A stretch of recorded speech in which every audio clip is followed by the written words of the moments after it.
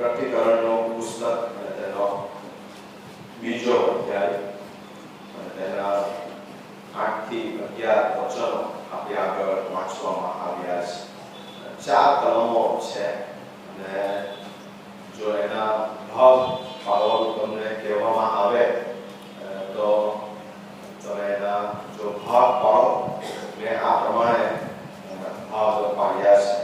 સ્મૂર્નાની જે મંડળી છે 8મી કલમથી તે 11મી કલમ સુધી 4 જ કલમ છે અને 4 અલગ અલગ ભાગમાં એને વહેંચવામાં આવ્યું છે। This small passage has been divided in 4 parts। 8મી કલમ છે ખ્રિસ્તની ઓળખ। 9મી જે કલમ છે એમાં પ્રશંસા છે, એન્કરેજમેન્ટ છે। 10મી જે કલમ છે એમાં આવી રહેલા પડકાર વિશેની વાતો કરવામાં આવી છે। In verse 10 there are challenges અને 11મી જે કલમ છે એમાં ઇનામની વાત લખવામાં આવી છે। In verse 11 there is a reward। એટલે 4 ભાગમાં આ 4 કલમને વહેંચવામાં આવી છે। આપણે ગયા રવિવારે એ જોઈ ગયા છે કે ઈશ્વર મંડળીની સાથે વાત કરવા માંગે છે અને એ બાબત પણ આપણે જોઈ ગયા છે કે Christ is walking around the church. ખ્રિસ્ત મંડળીની વચ્ચે ફરી રહ્યા છે and he is watching us। આપણે જોઈ રહ્યા છે and he wants to tell something to us। કે 8મી કલમ એવું લખવામાં આવ્યું છે કે verse 8 સ્મૂર્નાની મંડળીના દૂતને લખ જે પ્રથમ તથા છેલ્લો જે મૂવો હતો પણ જીવતો થયો તે આ વાતો કહે છે। એમને કંઈક કહેવું છે। આપણો ઈશ્વર આપણી સાથે કંઈક વાત કરવા માંગે છે અને એ વાત અહીંયા લખવામાં આવી છે। સ્મૂર્નાની જે મંડળી છે એ એક સમૃદ્ધ શહેરની અંદર સૌથી વધારે સતાવણી પામેલી મંડળી છે। Most persecuted church। સૌથી વધારે સતાવણી જો એ સમયમાં કોઈ અનુભવી હોય તો આ સ્મૂર્નાની મંડળી છે।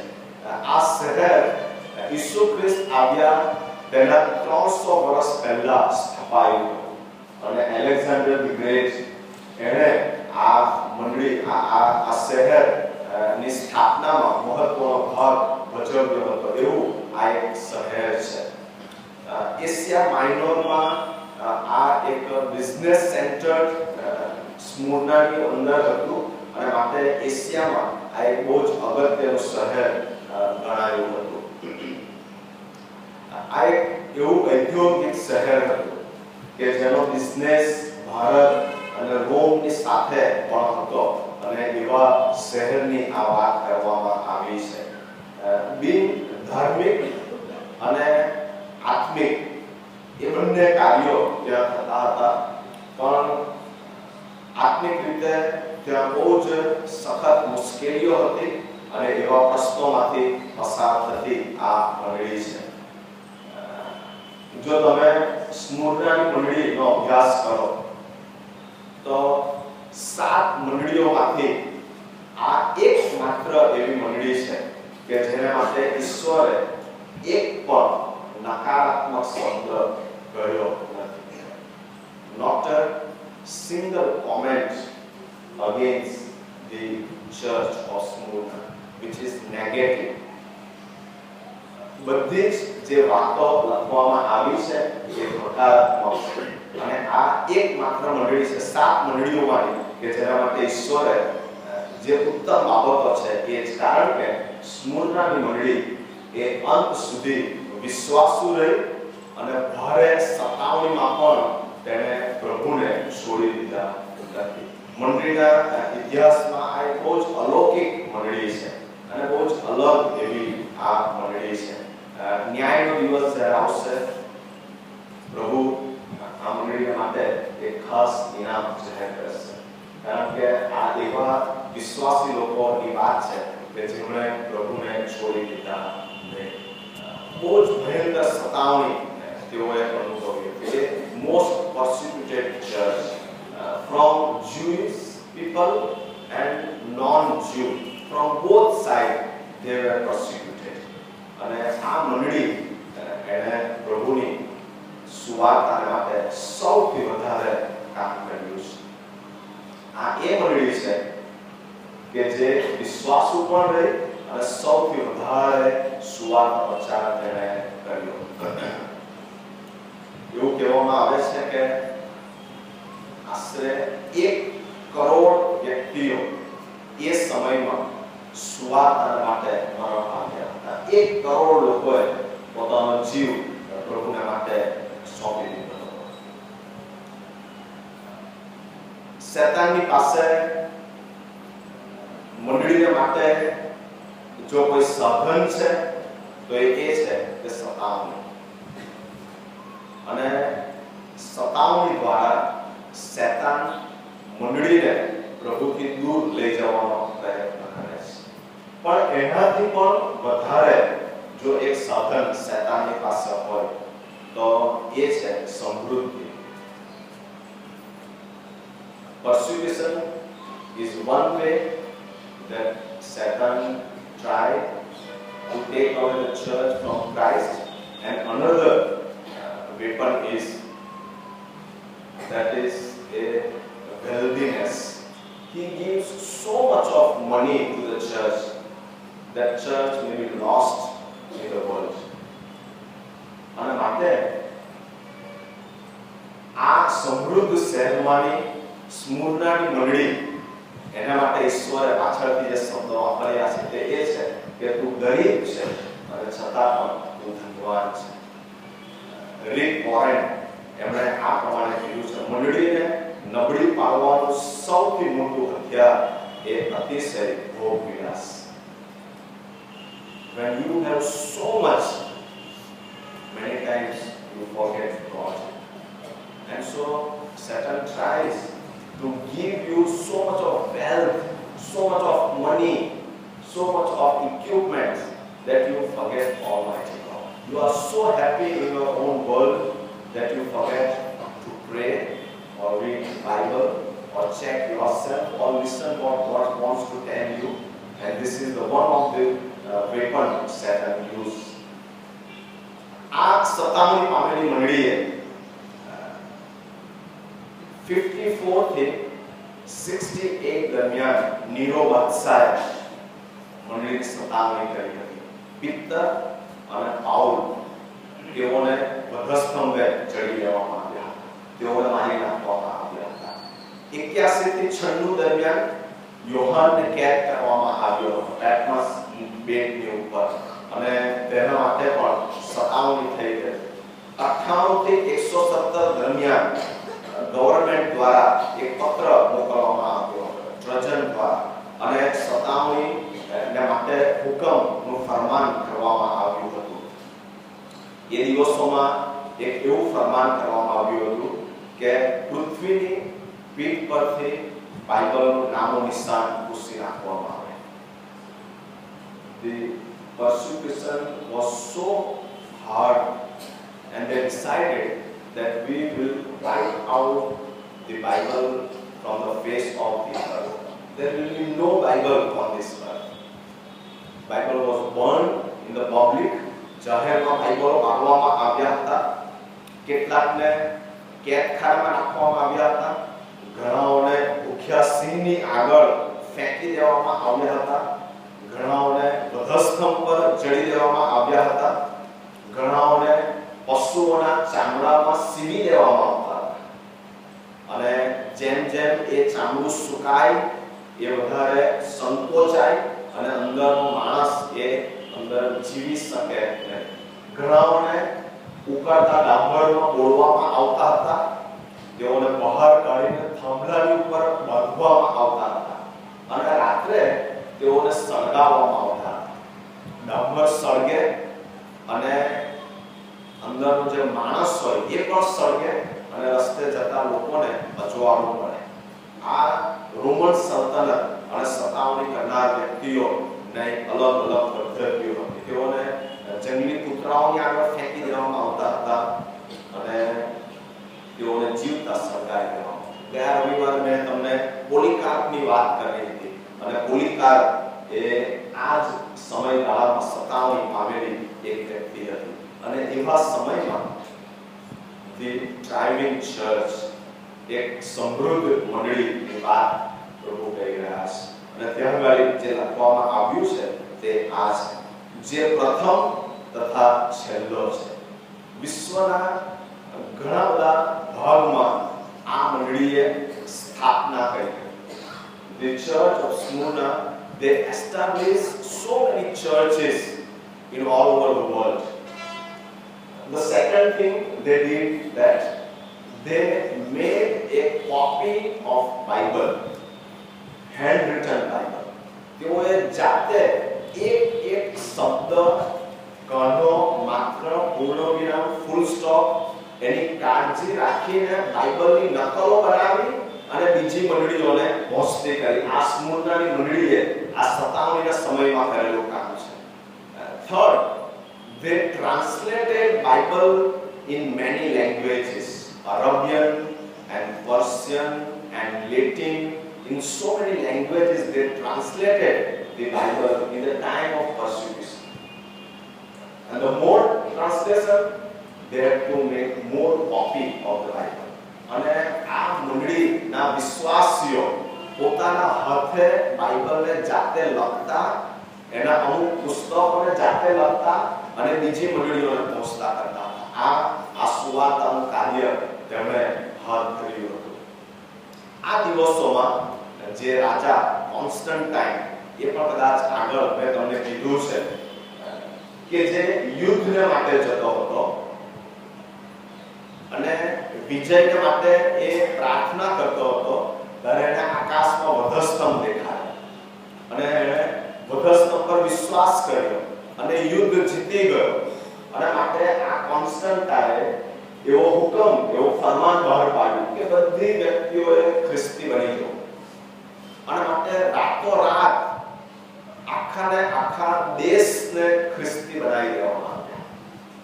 કેટલા બધા લોકો અને દેશ અને પ્રજા, અને એને કીધું જો કોઈ ના બને તો જબરજસ્તીથી ખ્રિસ્તી બનાવો, મારી નાખો જોઈએ તો. અને માટે કેટલા બધા લોકો ખ્રિસ્તી બની ગયા. સતાવણી બંધ થઈ, પણ એનાથી મોટી મુશ્કેલી મંડળીની ઉપર આવી અને પાછળથી આપણે જોઈશું મંડળી અંધકાર યુગમાં ચાલી ગઈ. કારણ કે લોકોના ઘરની ઉપર વધસ્તંભ મૂકી દેવામાં આવ્યો. કરોડો વધસ્તંભ બનાવી અને લોકોના ઘરની ઉપર વધસ્તંભ મૂકી દેવામાં આવ્યો. લોકોના નામ બદલીને ખ્રિસ્તી નામ બનાવી દેવામાં આવ્યા. પણ તેઓ ઈશ્વરને કદી ઓળખતા નહોતા. They had no Bible. By force they had to accept Christianity and crusade took place. અને આ એક ખ્રિસ્તી સતાવણી હતી કે જેમાં જબરજસ્તીથી લોકોને ખ્રિસ્તી બનાવી દેવામાં આવ્યા. અને એ સમયે સતાવણી બંધ થઈ હતી, પણ એક એવી મંડળીઓ ઊભી થઈ કે જે ઈશ્વરને ઓળખતી જ નહોતી. અને આવા સમયમાં પણ મંડળીના માટે વધારે મુશ્કેલી ઊભી થઈ હતી. અને માટે 8મી કલમમાં જે કહેવામાં આવ્યું છે, જે પ્રથમ તથા છેલ્લો, જે મૂવો હતો પણ જીવતો થયો છે, તે આ વાતો કહે છે. વર્સ 8. આ એવા ઈશ્વર છે કે જે શરૂઆતથી છે જ અને અંત સુધી રાખનાર છે. He is the Alpha and Omega.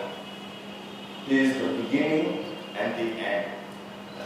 So the fact of the matter is, he knows everything. એમને બધાની જ ખબર છે, કારણ કે એ શરૂઆતથી છે જ અને અંત સુધી આ ઈશ્વર રહેવાના છે. અને આ ઈશ્વરને મારા અને તમારા જીવનની બધી જ બાબતોની ખબર છે. વિશ્વાસુપણે પૂરું પાડનાર આ ઈશ્વર છે, પ્રથમ અને છેલ્લા છે. અને આપણા વિશે એને પૂરેપૂરી જાણકારી છે. He knows everything about me. અને પછી એ શું કહે છે કે હું તમારા માટે મરણ પામ્યો હતો, પણ હું તમારા માટે ફરીથી જીવતો થયેલો છું. અને માટે આ જીવંત ઈશ્વર છે. We are worshiping a living God. We do not worship a dead person. આપણે કોઈ મરેલી વ્યક્તિનું ભજન કરતા નથી. Hallelujah, hallelujah.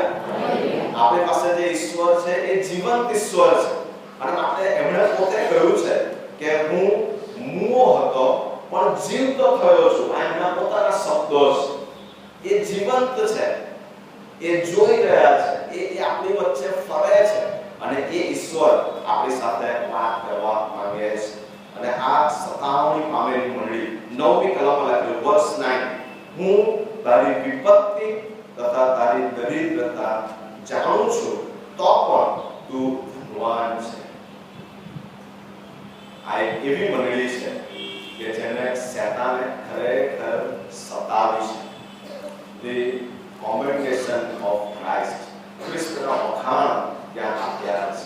I know your tribulation, your poverty, I know everything, but you are so rich. તું કેટલી બધી ધનવાન છે. આ સતાવણી પામેલી મંડળી છે અને ઈશ્વરને ખબર છે કે મંડળી કેવા સમયમાંથી પસાર થઈ રહી છે. તમે કેવા દુઃખ સહન કરી રહ્યા છો. તમે માનસિક રીતે, શારીરિક રીતે, કારણ કે આગળ આપણે જોઈશું કે આ એક એટલા બધા સમૃદ્ધ શહેરમાંની મંડળી હતી, ત્યાં કેટલો બધો બિઝનેસ ચાલતો હતો, પણ ખ્રિસ્તીઓને નોકરી આપવામાં આવતી નહોતી. It was a business center, but they were not giving any job to Christians. That was the persecution. So they were so poor, but still they did not give up their faith. And so Christ said that you are so rich. તમે વિશ્વાસમાં ખરેખર ધનવાન છો. અને માટે પ્રભુ જાણે છે કે આ એક એવી મંડળી છે કે જે સતાવણી પામી. I know your tribulation, your poverty, and still you are rich. People has boycotted them. They were not giving any job to them. So outwardly they were poor. બહારથી તેઓ એક ગરીબ હતા, સામાન્ય કપડા, વસ્તુઓ, સાધનો તેઓ પાસે નહોતા, ઘર બંગલા નહોતા, ગાડીઓ નહોતી, but they were so rich. પણ તેઓ ખરેખર ધનવાન હતા. Economically they were oppressed. તેઓને ખરેખર દબાવવામાં આવ્યા હતા.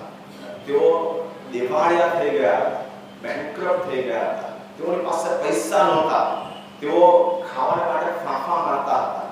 એક એવી મંડળી કે જેમની પાસે પૈસા ના હોય. થોડા દિવસ પહેલા એક વ્યક્તિઓ સાથે હું વાત કરતો હતો અને તેઓ એવું કહેતા હતા કે આજના દિવસોમાં મંડળીની પાસે ગવર્નમેન્ટ જોબ બહુ ઓછાની પાસે છે અને જો ગવર્નમેન્ટ જોબ નહીં હોય તો મંડળીઓ ખાસ થઈ જશે. આ બાઇબલને ઉચકીને એને વાંચીને આપણે વિશ્વાસથી પ્રભુની તરફ દ્રષ્ટિ રાખીને ચાલવાની જરૂર છે કે આપણી પ્રાઇવેટ જોબમાં પણ આપણે સ્મૂર્ણાની મંડળી જેવા બની શકીએ છીએ. કદાચ બહારની દ્રષ્ટિએ આપણે ગરીબ હોઈએ પણ વિશ્વાસમાં આપણે પ્રભુને પકડી રાખીએ. આ ઈશ્વર રોટલી તો આપશે આપણને. હાલેલુયા. અને માટે પ્રભુ કહે છે કે હું તને આ શાબાશી આપવા માંગુ છું. હું તને જોઉં છું.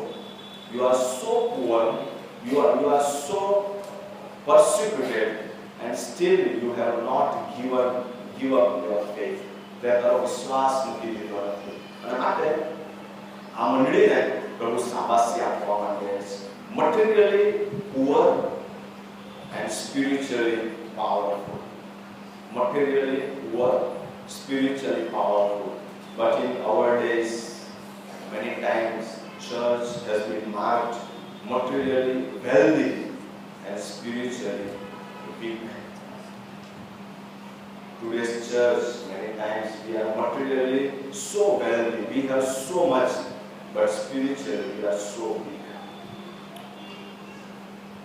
And માટે આપણે વિશ્વાસમાં ધનવાન થઈએ. But you are rich.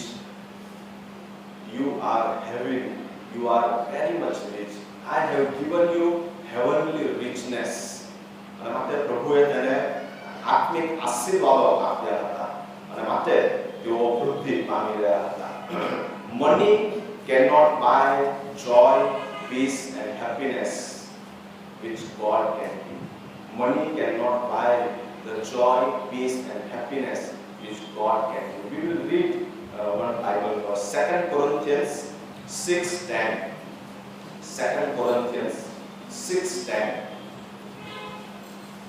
બીજું કોરિન્થી 6 અધ્યાય 10મી કલમ અને ત્યાં પાઉલની જે સાક્ષી છે એ આ પ્રમાણે છે. શોકાતુર જેવા છતાં સદા આનંદ કરનારા છીએ, દરિદ્ર જેવા છતાં ઘણાને ધનવાન કરનારા છીએ, નાદાર જેવા છતાં સર્વ સંપન્ન છીએ.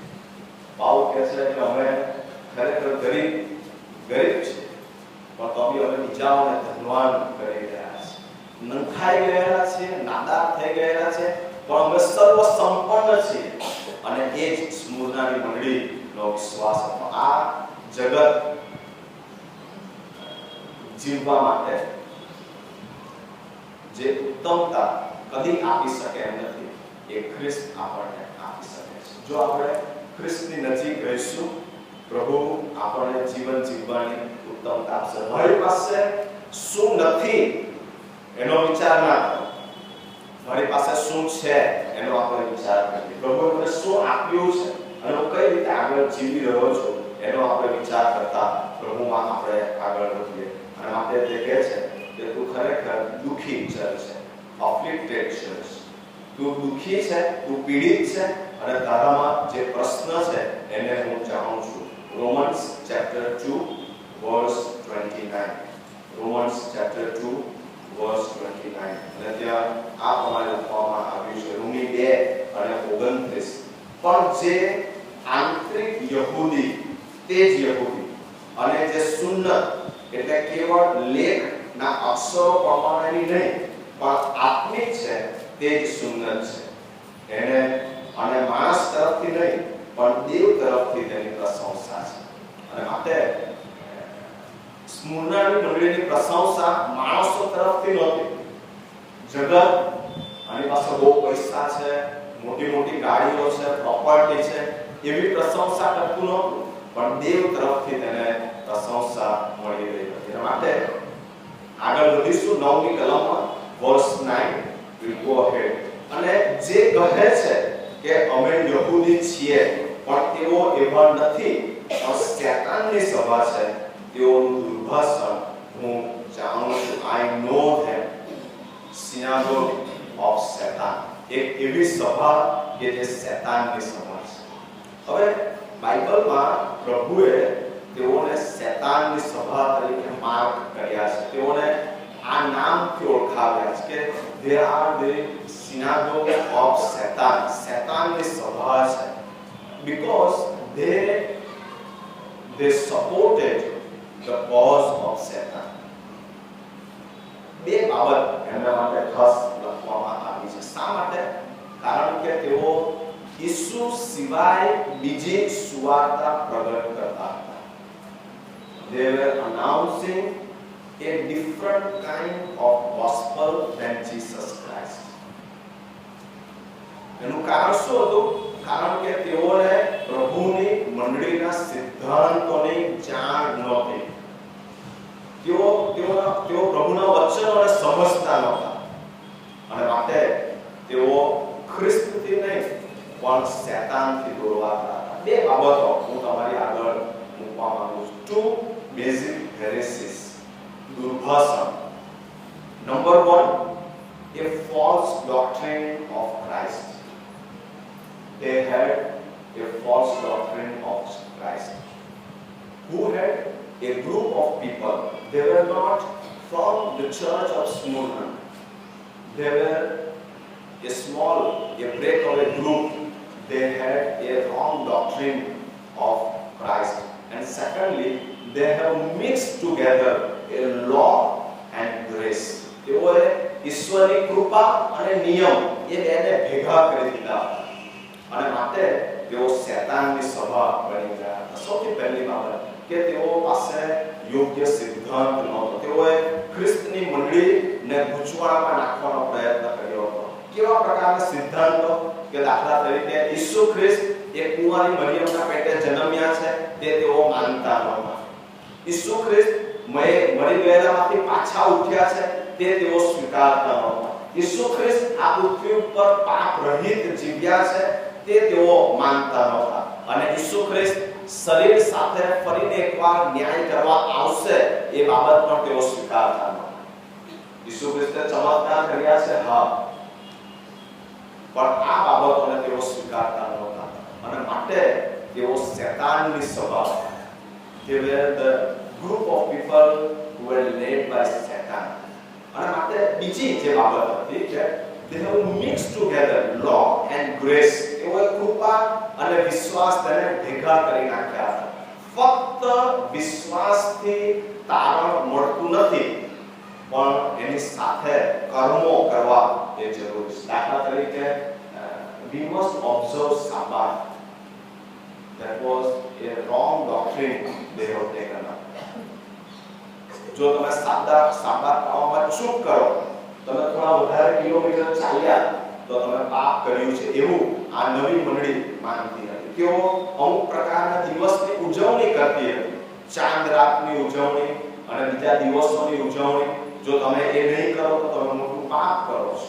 તેઓ એવો વિશ્વાસ કરતા હતા કે અમુક વસ્તુ ખાવું અને અમુક દિવસ અમુક વસ્તુ ન ખાવું, કે જે ઈશ્વર તરફથી નવા કરારની મંડળીને માટે નહોતું.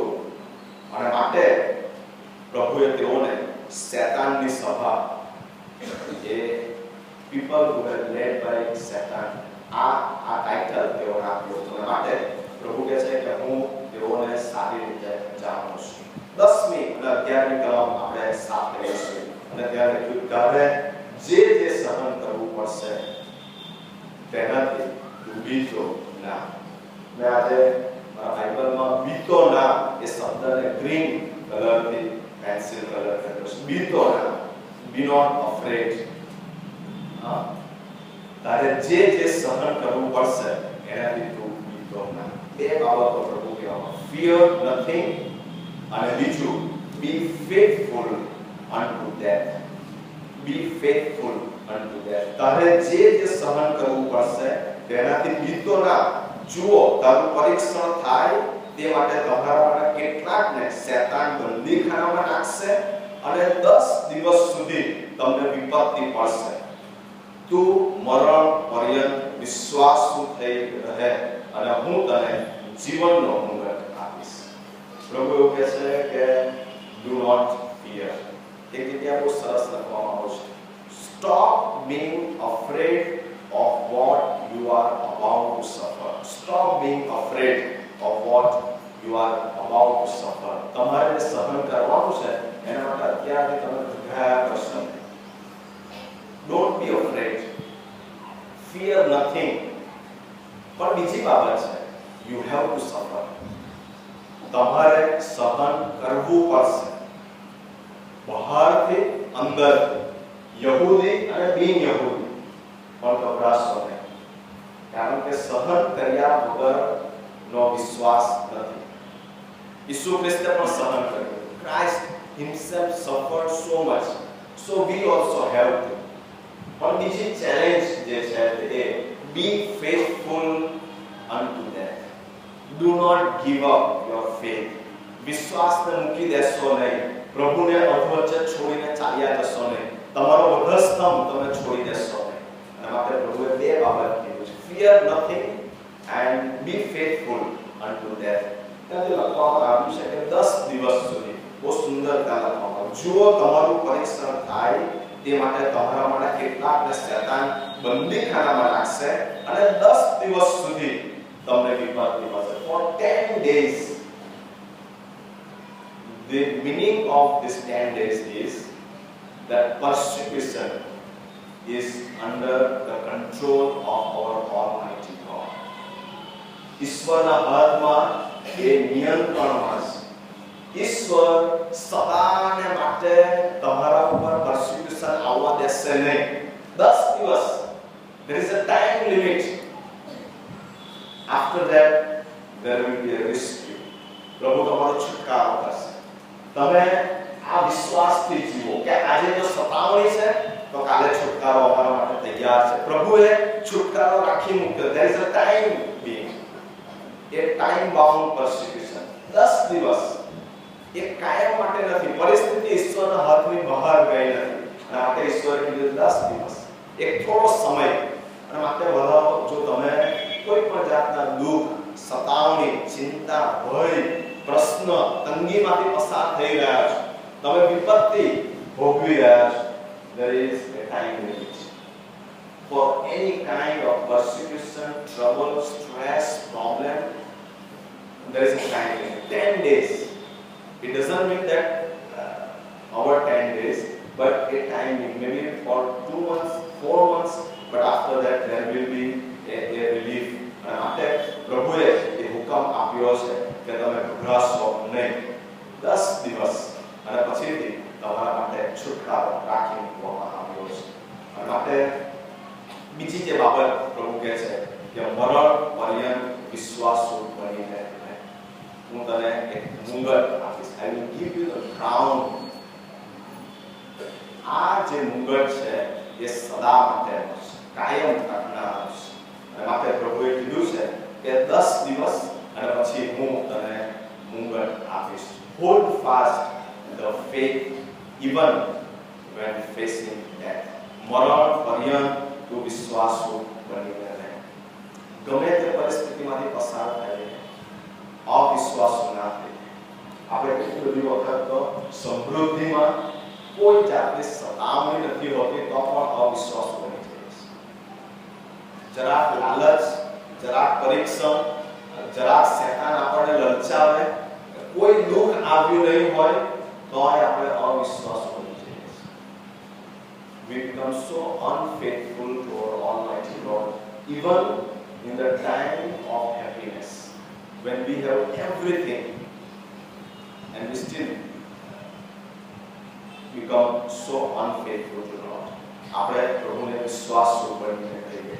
રોજબરોજના જીવનમાં એક પણ વખત અવિશ્વાસુ થવા તરફ આપણે આગળ ના વધીએ અને મરણ પર્યંત વિશ્વાસુ બનીને રહેવાને જ મુંગટનું ઇનામ મળવાનું છે. જે મરણ પર્યંત છે અંત સુધી વિશ્વાસુ બની, I will give you the crown of life. અને આ ક્રાઉન કેવું છે? Unending glorious future. The crown is unending glorious future. પ્રભુ એવું કહે છે કે હું તને કદી ન કરવાનાર એક મુંગટ આપીશ. માટે ભલો આજે આપણી આગળ જે પડકાર છે કે આપણે મરણ પર્યંત વિશ્વાસુ બનીને રહીએ અને પ્રભુ આપણને કદી ન કરવાનાર એક મુંગટ આપવા માટે તૈયાર છે. માટે 11મી કલમમાં લખવામાં આવ્યું છે વર્સ 11, આત્મા મંડળીઓને જે કહે છે તે જેને ગહન છે તે સાંભળે, જે જીતે છે તેને બીજા મરણનું દુઃખ ભોગવવું પડશે નહીં. આત્મા મંડળીને કહે છે કે જેને સાંભળ્યો અને ગહન છે, જેને ઈચ્છા છે, those who have willingness to listen, please listen carefully. અને શું કહે છે? જે જીતે છે તેને બીજા મરણનું દુઃખ ભોગવવું પડશે નહીં. એટલે આ એક એવા પ્રકારનું ઇનામ છે કે જેમાં આપણને કશું નહીં આપવામાં આવે, બીજા મરણનું દુઃખ તમને નહીં આપવામાં આવે. જીતે છે એનો મતલબ શું છે? કે જે જીવનનો મુંગટ જીતે છે. જીવનનો મુંગટ કઈ રીતે જીતે છે? મરણ પર્યંત વિશ્વાસુ બની રહેવા દ્વારા. અને આ પ્રભુ મારી તમારી પાસેથી માંગી રહ્યા છે. બીજા મરણનું દુઃખ Revelation 20:14 માં આપવામાં આવ્યું છે. What is this death? Revelation 20:14 અને ત્યાં આ પ્રમાણે લખવામાં છે, મરણ તથા હદેસને અગ્નિની ખાઈમાં નાખવામાં આવ્યું. અગ્નિની ખાઈ એ જ બીજું મરણ છે. This is what the second death. અગ્નિની ખાઈ એ જ બીજું મરણ છે. ઈસુ ખ્રિસ્ત સાથેનું જે જીવન છે એ અનંત જીવન છે અને ખ્રિસ્તથી અલગતા એ અનંત મરણ છે, બીજું મરણ છે. પૃથ્વી પર આપણે મરણ પામીશું, પછી બીજા મરણની વાત કરવામાં આવશે. એક જ મરણ નથી, બે મરણ છે. અને બાઇબલ એવું કહે છે જો તમે વિશ્વાસુ બનીને રહેશો, તમને મુંગટ મળશે, તો બીજું મરણ, સેકન્ડ ડેથ એ તમને આપવામાં નહીં આવે. બીજું મરણ શું છે? પૃથ્વી પર ખ્રિસ્ત પરના વિશ્વાસ કર્યા વગર જેઓ મરણ પામે છે તેઓને બીજું મરણ મળે છે. જે લોકો પૃથ્વી પરના જીવન દરમિયાન ઈસુ ખ્રિસ્ત પર વિશ્વાસ નથી કરતા તેઓને બીજું મરણ મળે છે. અને જેઓ ઈસુ ખ્રિસ્ત પરના વિશ્વાસને અર્ધ વચ્ચે છોડી દે છે તેઓને પણ ખ્રિસ્તથી અલગતા મળે છે, અને આ બીજું મરણ છે. માટે હલો, બે પ્રશ્ન અમે તમારી આગળ આજે મૂક્યા છે. I have two questions for us. Number one, શું પ્રભુ આજે મને કહે છે કે તું ધનવાન છે? Will Christ give me this title that you are so rich spiritually? કે પછી આપણે materially we are so rich and spiritually we are so poor. Will Christ give me this title that you are spiritually so rich?